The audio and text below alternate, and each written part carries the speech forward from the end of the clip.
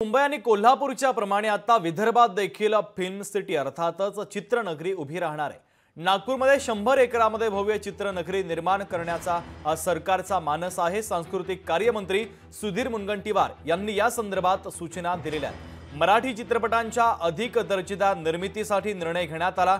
अनुदानास पात्र ठरलेल्या चित्रपटामध्ये महिला दिग्दर्शिका असलेल्या चित्रपटाला अतिरिक्त 5 लाख रुपयांची प्रोत्साहनपर रक्कम देण्याचा निर्णय देखील सांस्कृतिक कार्य विभागाने घेतलेला आहे। नागपूर जिल्ह्यामध्ये 100 एकरमध्ये फिल्म सिटी करण्याच्या दृष्टीने आम्ही पूर्ण शक्तीने वेगाने काम करण्याचा निर्णय केला आहे।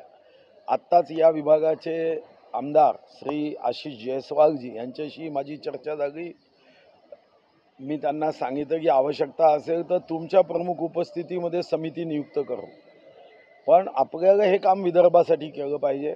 एक 100 एकरमध्ये अद्यावत ॲडव्हान्स आणि मी यासाठी काही लोकांशी काल चर्चाही केली आहे।